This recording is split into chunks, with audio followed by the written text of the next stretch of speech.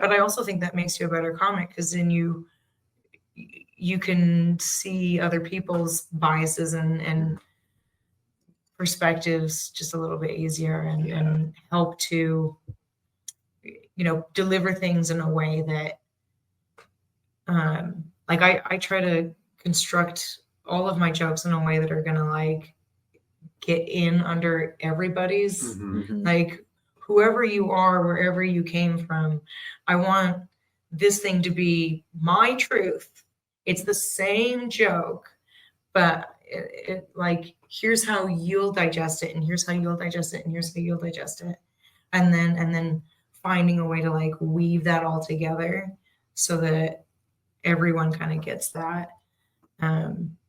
Because I think you have to really, you're putting ideas in people's heads, and anytime you're putting ideas in people's heads, you should do that thoughtfully and with love and intention. I feel like that's just kind to do. It can also be really harmful, not just like self-deprecating humor, but oh man, sometimes I'll be on TikTok or something, and for whatever reason, my feed will just be fucked for some time. Like for whatever reason, I'll get comics that are, red hats, and I'll watch for a second because I'll be confused. I'll be like, okay, so there's going to be like a really gay punchline in this, but then there isn't, and you can see this entire room of people that are now like, maybe they were on the fence, but now like it's okay for them to be laughing about this and be laughing about maybe even the concept or the notion of harm towards people in the queer community. And I think that is really dangerous, but 100%.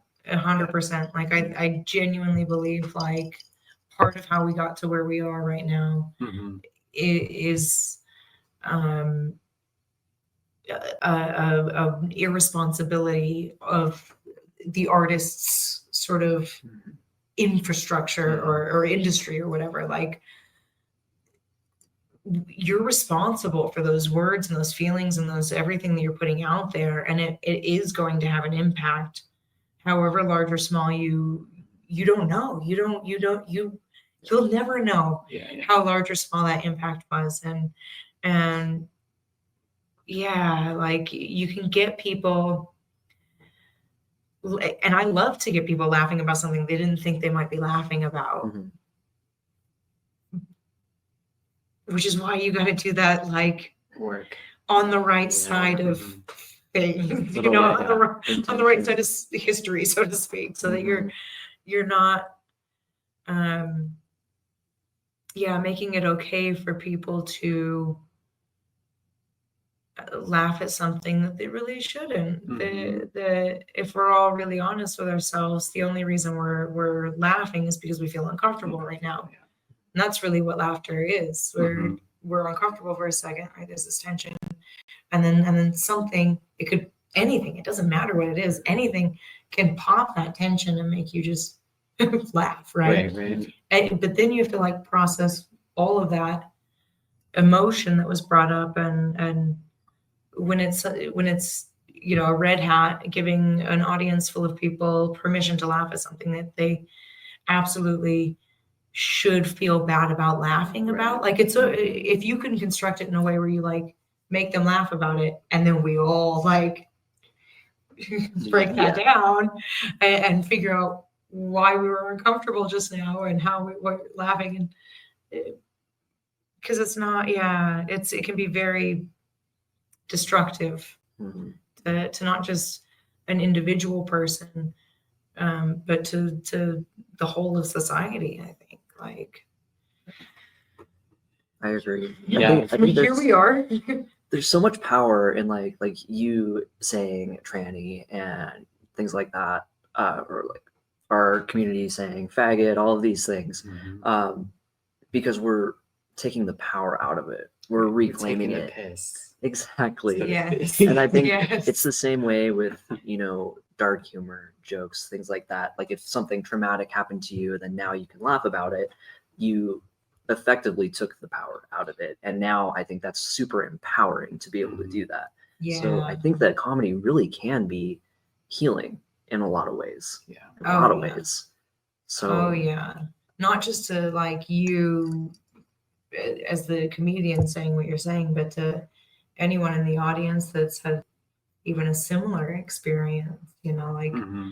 the Jack Mormon show that I do is very much like, you know, the sacrilegious sacrament meeting, and most of them are, or about half of them actually are ex-Mormons. So we all have this shared experience, and we're all sort of going through this cathartic, almost recovery.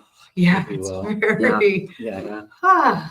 at the end of it, and it's nice and Yeah. necessary. I look forward to it. It's so every year. important, I think, because sometimes when you're in those situations, when I think when we can feel so isolated in our experience, whether it's because we're getting out of a religion that's harmful, or we're feeling attacked by politics or whatever, it's really important to not feel isolated. Like we get really sick, or it really hurts us most when we get isolated in that. And some of us can't go to a rally, we can't watch the news, we can't go to a group and talk about what's really going on. And I think like laughter is one of those things. Oh yeah, I can go to a comedy show. Yeah. And we can, you know what I mean? And that can be a place that kind of like cracks that open, maybe, to where you could begin to then maybe go a little bit further in some things, if you even want to or need to. Maybe you don't. Maybe that's just a good way to get through it.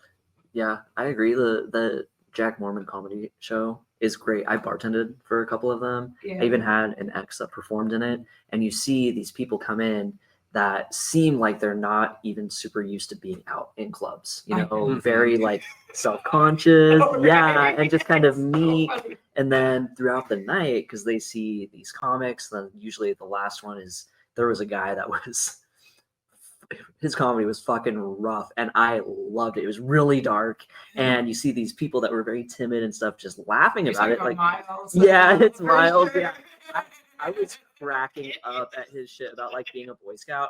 Perfect. But so then afterwards, when they're going up and, you know, telling the people about their experience, these same people they seem completely different than the people that walked in. They're empowered, they're confident, and they're talking to people that have a similar lived experience, and you can see that everyone in the room is moved by it. And it's very powerful.